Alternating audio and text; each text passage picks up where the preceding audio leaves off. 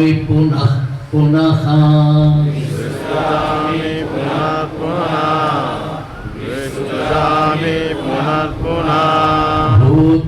भूतग्राममिमं कृत्स्नम्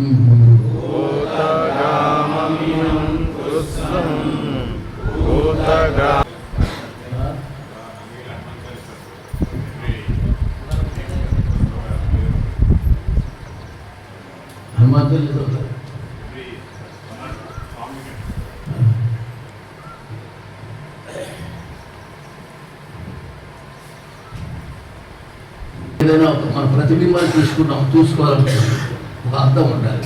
ఆ అర్థం ఎలా ఉండాలి? పరిశుద్ధంగా ఉంటేనే నీ యొక్క ముఖం ప్రతిబింబం కనిపిస్తుంది. ఒక స్వచ్ఛమైన నీరు ఉందనుకోండి, అందులో మన ప్రతిబింబం కనిపిస్తుంది. అలాగే స్వచ్ఛమైన మనస్సు ఉందనుకో, అందులో జ్ఞానం పొందే అవకాశం ఉంటుంది.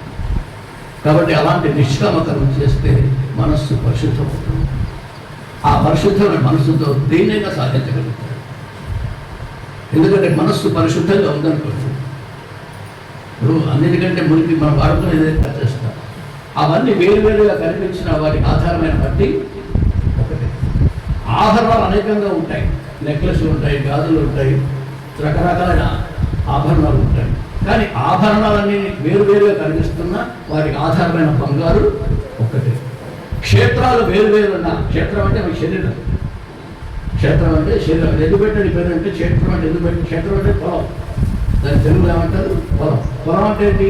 మనం ఏ విత్తనం నాటితే ఆ విత్తనం దానికి తగిన పంటే వస్తుంది. మనందరికీ క్షేత్రం ఇచ్చాడు, ఈ దేహం ఇచ్చాడు. పాపం చేసి నువ్వు పుణ్య బీజాలు నాటి సుఖాన్ని పండించుకుంటావా? పాప బీజాలు నాటి దుఃఖాన్ని పండించుకుంటావా? జ్ఞాన బీజాలు నాటి మోక్షాన్ని పండించుకుంటావా? అది ఇష్టం. అందుకోసం దీనికి క్షేత్రం అన్నాడు.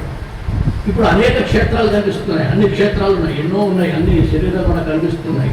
క్షేత్రజ్ఞం చాపిమాం విద్ధి సర్వక్షేత్రేషు భారత అంటాడు. మేఘాలు ఆవరించిపోయాయి కాబట్టి మనకు సూర్యుడు కనబడడం లేదు. ఇప్పుడు గాలి రాగానే మేఘాలు తొలగిపోతాయి, సూర్యుడు ప్రకాశిస్తాడు, మనకు కనిపిస్తాడు. అదేవిధంగా అజ్ఞాన మేఘాలు మనలో మన బుద్ధిలో చోటు చేసుకున్నాయి. గురువేం చేస్తాడంటే అజ్ఞానమైన తన యొక్క శాస్త్ర జ్ఞానమే గారుల చేత వాటిని దూరం చేస్తాడు. అప్పుడు సూర్యప్రకాశం ఏ విధంగా కనిపిస్తుందో నీ జ్ఞానం నీలో అనుకుంది, అది ఎవరు తెచ్చిపెట్టేది కాదు. కాబట్టి ఇదం, ఈ జ్ఞానం ఏదైతే ఉందో మరి అసలు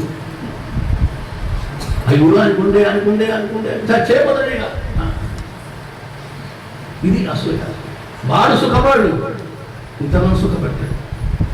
ఇలాంటి గుణం అసూయ. అంటే ఇతరులలో మంచి లక్షణాలున్న వాటిని చూడక వారి ఎందుకు చెడును ఆరోపిస్తాడు. అసూయలు కూడా ఏం చేస్తాడు?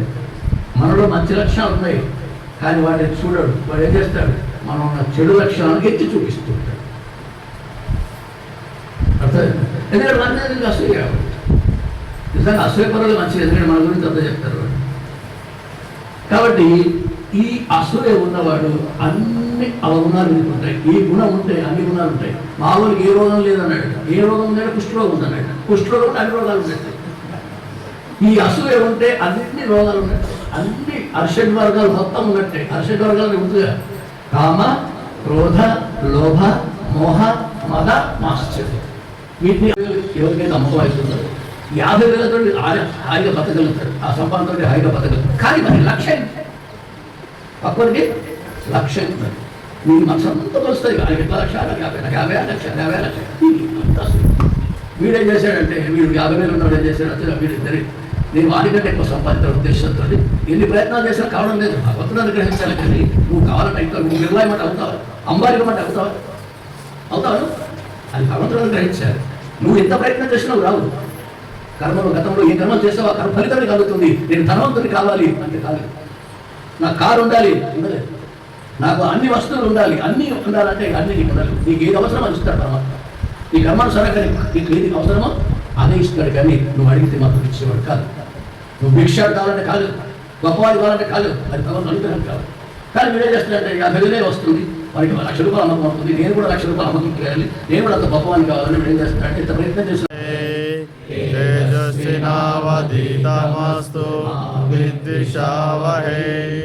ఓం శాంతి శాంతి.